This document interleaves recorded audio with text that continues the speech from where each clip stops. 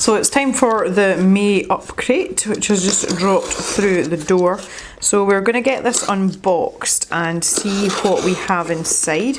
Hopefully all of the supplies are here. I did receive my missing parts literally just a few days ago from the last box, if some of you watched that. So we're going to get this unboxed, see what's inside, and also see what the Upcrate battle prompt is, because we're going to wang that in with this video and do it all together. This is the art subscription box from Germany, and it's one of the newer subscription boxes in the market. They started last September, so it's still a fairly new box.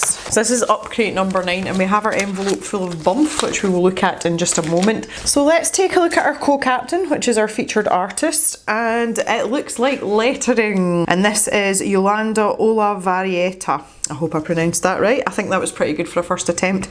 So on the back of the artwork is a little bit about the artist, and she's put at the bottom happy lettering.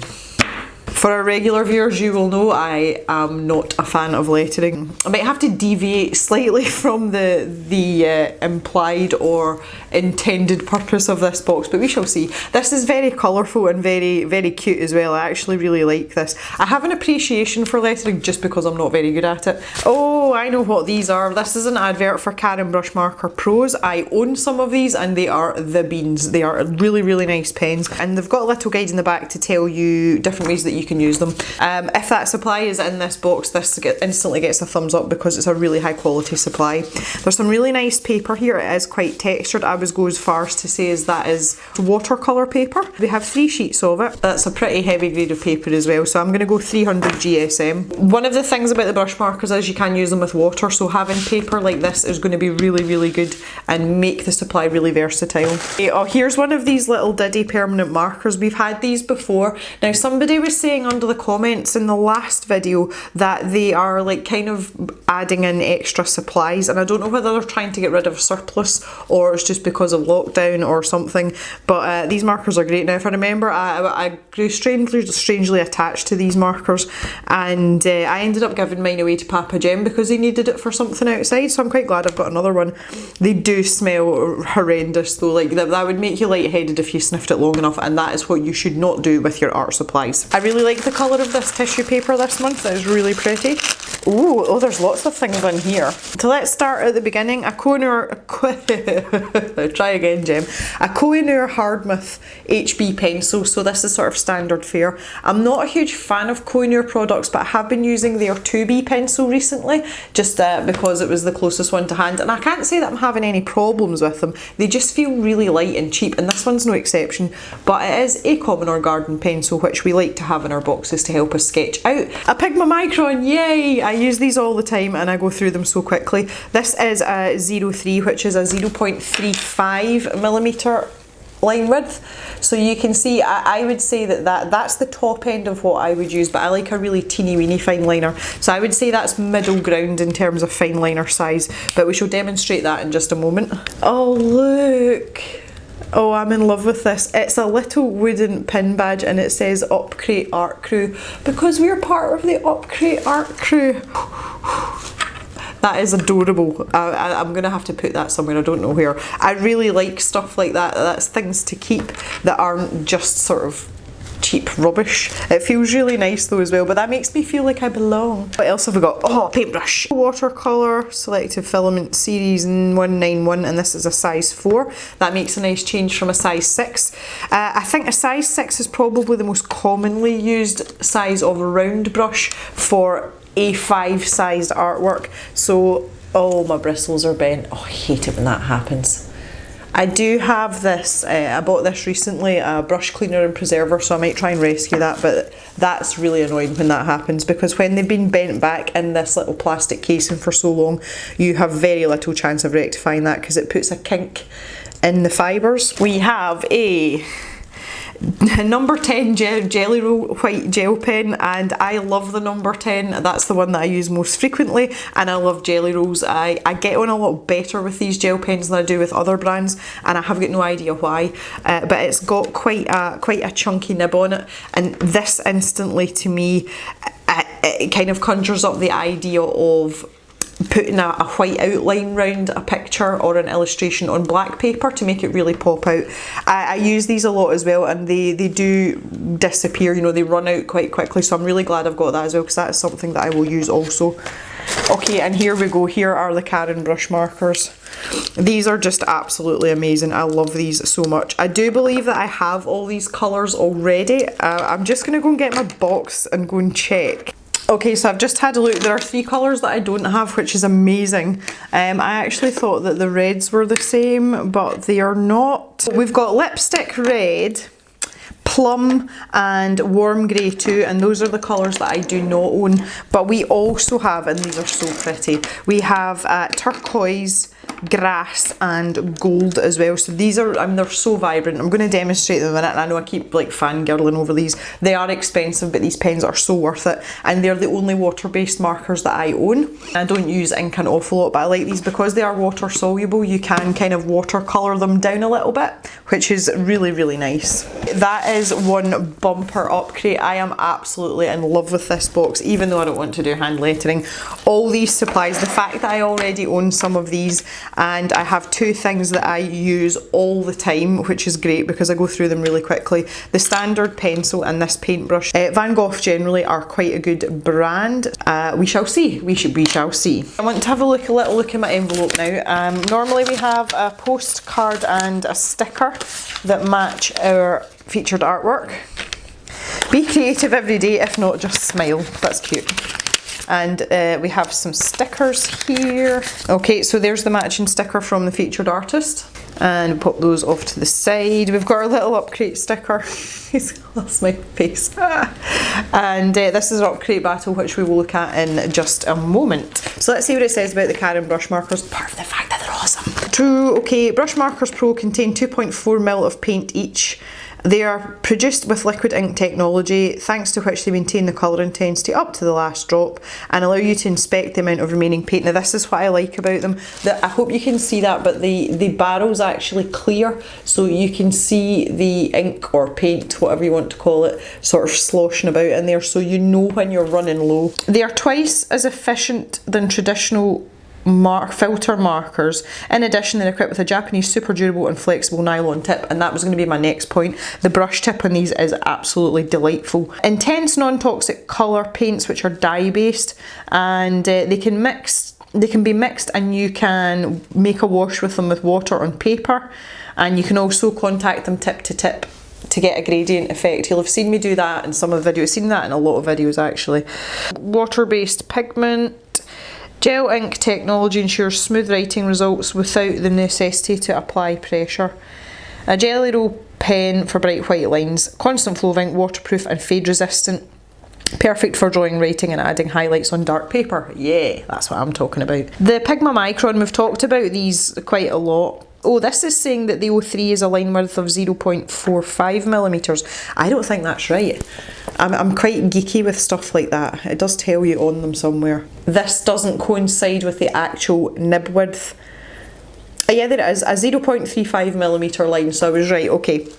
Captain Crate's wrong, Gem's right, it is a 0.35, and that's a huge difference between 0.35 and 0.45. Van Gogh water brush number 4 round, crafted with care and shaped by hand. Well, for all the good that's done me, but never mind. Flexible hair bundle, resistant to wear, synthetic hair. The brush has a hair bundle width of 3.3mm. Well, that's interesting to know. Okay, Upcrate watercolour paper. So I was right, it is watercolour paper, 300 GSM, ding ding, another 10 points to Gem. 2 different textures on one sheet. The matte surface makes it easy to erase charcoal. I'm assuming they mean graphite as well. It consists of 100% high quality pulp of European origin. That is also good to know. Free of chlorine and acid, providing excellent light fast properties. Okay, yeah, so one side is a bit smoother. Other side is knobbly bobbly, so you could go for 2 different ideas with that. The Koh-i-Noor HB pencil, it's a pencil, I say that almost every video.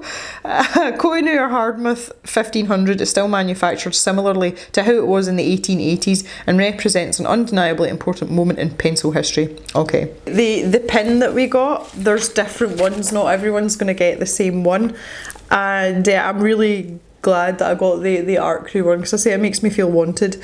Lasered contours combined with the best printing, that is what makes Wood Pins so special. So Wood Pins are the company that manufacture these.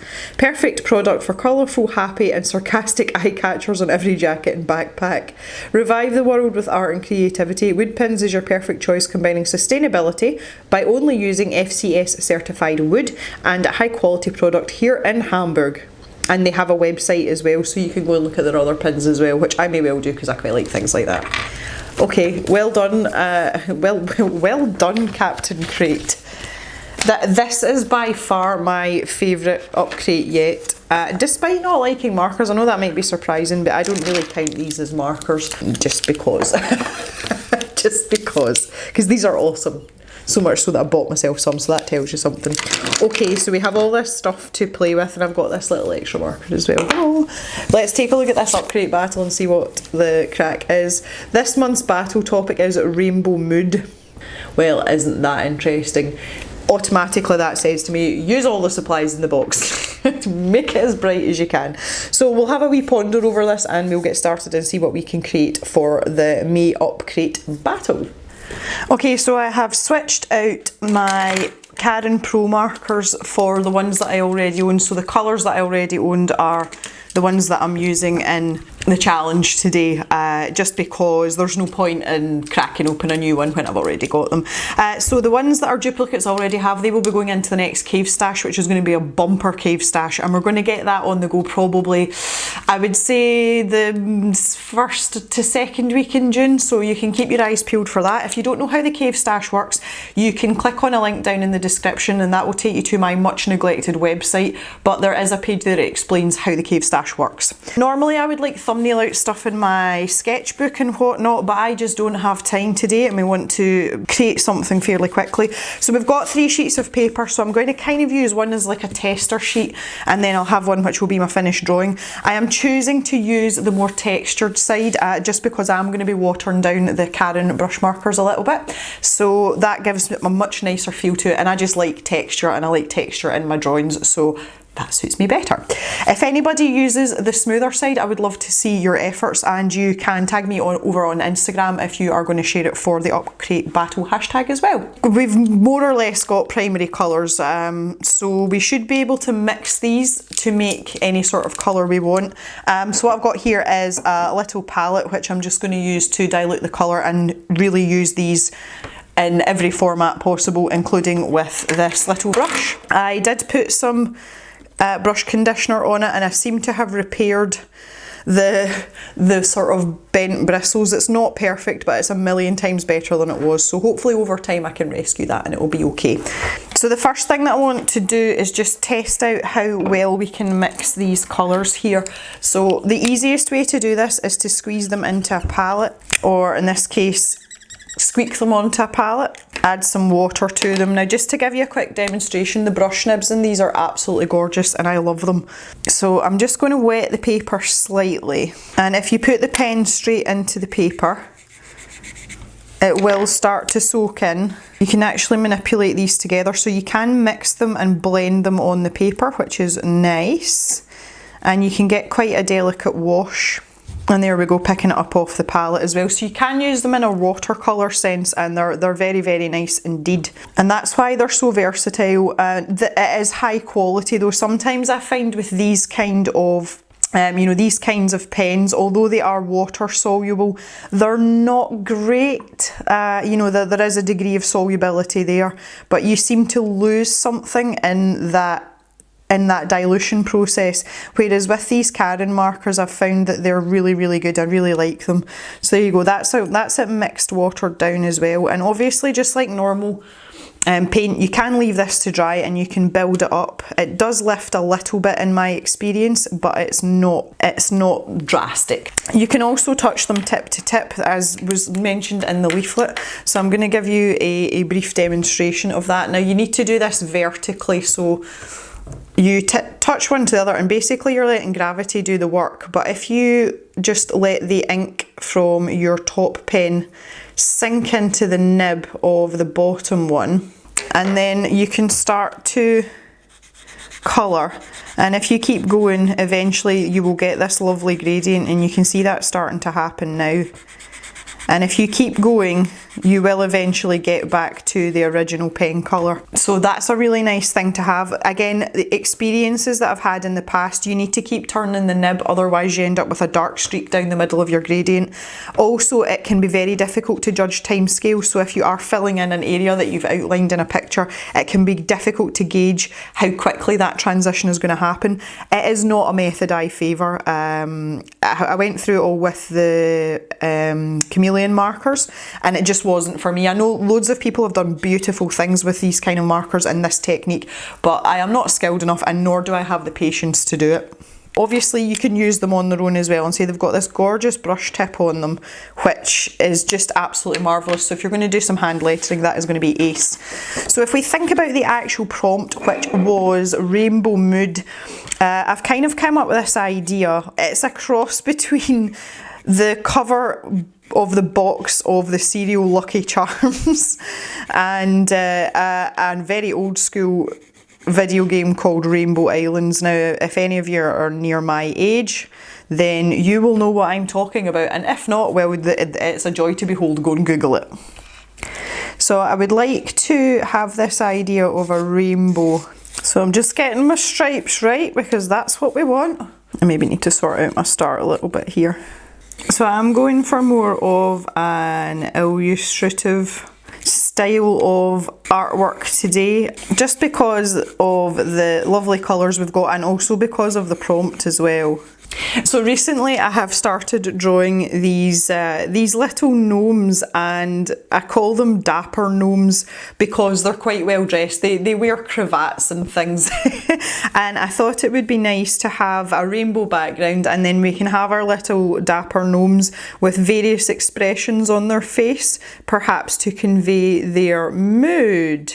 I have put one of these dapper gnomes in the cover page of my newest sketchbook. I don't know where the idea for dapper gnomes came from, so please don't ask me because I have no idea. But they have quite pointy chins, and they've got little pointy, like, ski slope pixie noses. I'm pretty sure my first one here looks like a member of the Beatles, but all shall be revealed. And the thing is as well, like, I like to use their hats to convey their expressions as well. For someone who doesn't draw humanoid sorts of creatures very often, the hats are a really helpful way for me to help express and convey what I'm going for. I don't have specific gnome characters yet, it's just sort of generic gnomes, but maybe one day I'll develop them into actual characters. I am going to cheat ever so slightly. I do have a kneaded eraser here, and I am just going to lighten up some of my lines because I really don't want them showing too much. So we're going to get to work here. These pens are behaving beautifully with this paper as well, like they really are, which is so nice. And with this little number 4 brush, I have got lots of control and precision. It's travelling really nicely in the water as well. Now I'm just doing every second rainbow stripe just now to give that time to dry so that we don't get any bleed. These colours are just lovely, I'm really enjoying them. I'm actually quite enjoying this paintbrush as well. It feels quite nice. The only other Van Gogh paintbrush that I've tried was one that came in a little travel set, and it wasn't great. It was more the fact that it was a travel brush rather than the bristles themselves. This turquoisey colour's lovely. I think it's going to be very vibrant though, so I'm quite tempted to water it down just a little bit more. And I am aware I'm missing a stripe out of my rainbow, but it's just to make it fit into the picture. This paper's quite nice, I'm quite enjoying it. Okay, we're starting to look like a rainbow. Okay, so while I'm letting that dry, I'm assuming that this is going to be dry here, I'm just going to go and start working on my star. And I am going to use this pen in all its brushy glory. You can see how vibrant that is, that's just insane. I'm just going to leave that last bit just now till it dries a little bit. And I'm going to start outlining my little dapper gnomes. I've just realised as well that because it's just their heads, you can't actually tell that they're dapper gnomes because you can't see that they've got their little suits on. Now, despite being really textured paper as well, the fine liner is going down quite smoothly on it, which is nice too. Now this little gnome's got a beard. I'm a firm believer in not all gnomes having beards, but this one has a beard. So he is not a happy camper gnome. He's looking crazy. So I've got this this orange that I mixed earlier. I'm actually just using the edge of my t-shirt to dry my brush. I am in the middle of decorating one of my many toilets. I am filming this in between coats of paint on the walls, so emulsion, which is it's fun, as you can imagine. Now I was kind of hoping to get a more vibrant orange than this, so I might have to do a bit more mixing. Yep, so I'm just going to try and mix a bit more colour in, because it is a bit wishy-washy. I think we're getting somewhere. Yeah, it's still really washed out. Okay, we might have to build this up in layers, but that's okay. I have a very pastel rainbow here so far. Try and make this a little bit brighter. Oh yeah, this is nice. I do like green though, to be fair. I'm quite biased in that department. I'm actually really happy with the colours that this rainbow is turning out in. Does that make sense? That wasn't even a proper sentence. Oh dear. Try not to over the lines, Jem. Come on. The consummate professional as always. Yeah, I think one of the reasons that I'm really enjoying this paintbrush is I do tend to favour smaller brushes. There we go. I'm going to finish off my star now that I've got my rainbow paint down. I'm quite happy with my rainbow, I have to say. I did want it a little bit more washed out so that my dapper gnomes pop out. That's kind of the general idea. The other thing I want to do is I don't want to leave all this white paper round about, because it's quite sort of simple, and there's plenty of things you can do to spice stuff like that up without making it really complicated. So I'm just going to clean out a little bit of this well here. I seem to prefer these sloped rectangular ones to the little round ones in this palette. I don't know why. Yes, I was saying about the paintbrush, I think the reason that I like things like a number 4 is I tend to favour, now that I've done a bit of painting, I do tend to favour a smaller brush, and I think it's because I have come from a pencil background, and obviously with pencil you are used to having a very fine point. So that would be my theory, and I'm sticking to, sticking to it. Now this is quite a pale grey, so I don't want to water it down too much because it'll just sort of disappear into nothing. But I just want to make these stand out a little bit, and all I'm going to do is I'm literally just going to fade this out to nothing. So once I've got the initial colour round my gnomes like this, I'm just going to keep wetting my brush and working this out. Now I can see I'm going to have to be quick here because this grey is staining like crazy, which I wasn't expecting because all the other colours have been quite mobile, and they've sat in the, you know, on the paper in the water, and I was still able to manipulate them. So this maybe isn't going to work as well as I'd hoped, but we can learn lessons from that too. So you can see there, it's just like a subtle hint, although that isn't as subtle as I would have liked. I think what I'm going to have to do with this is I'm going to have to wet the paper first with this particular colour. Now it's not unusual, you know, different pigments behave differently, and it's just because of the makeup of what's actually going into producing that colour.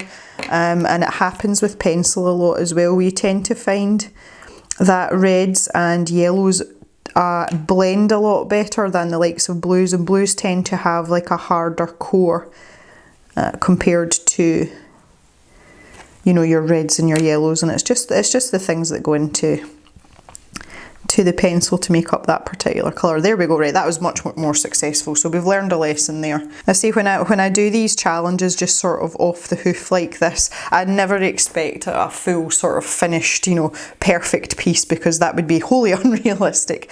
But this is, I mean, this is what all these videos are about, you know, we learn as we go along, and I'm learning just as much as you guys are. I never sort of profess to be any sort of professional or experienced artist, but it's good that we can all learn together, and I say it quite often, I make the mistakes so you guys don't have to. Okay, so we better get some water in. Let's do this little bit first in here. There we go, and it's travelling on its own. I've wet the paper quite a bit here, so the ink is happy to find its way and meander out into the wet sections of the paper, which is fabulous. And that's the really nice thing about watercolour. If you provide the water, the paint will kind of do all the work by itself. It's not always predictable where it goes right enough, but we have learned this lesson. That is something we have experience with, is making mistakes with watercolour. Alright, that's looking pretty good. So I'm just going to leave this to dry for a little while. I'm going to go and put another layer of paint on my walls in my toilet, and I shall return. Okay, I've decided I'm going to put some more grey in. You know, just like almost like inverted clouds kind of thing, just to sort of make this look a little bit funkier. There's lots of activity going on elsewhere in the house now. I'm going to try and edit it out as much as possible, but everybody's up and going and doing stuff. It is a very busy household at the moment, which is torture for me because normally it's very quiet and it's just me and the dogs. Okay, I'm liking this maybe just with a little white gap, so I'm going to do more of that. Now I'm just going to mix up this red again with a lot of water to make a really pale pink for my Dapper Gnome's skin. And normally I wouldn't have such a pale colour, but just owing to the colours available to us, that's what we're going with. Could maybe put a little bit of yellow in it as well, but trying to keep things simple today. I've done it again here, I've forgotten a line on this side as well. Oh wow. Okay, we'll have to fix that. That's okay, we'll get there. We'll get there. So we're going to start on his hat. So I'm going to try and use straight colour, but not as diluted. And then I'm going to use the markers just to add a little bit of definition and maybe a bit of shading.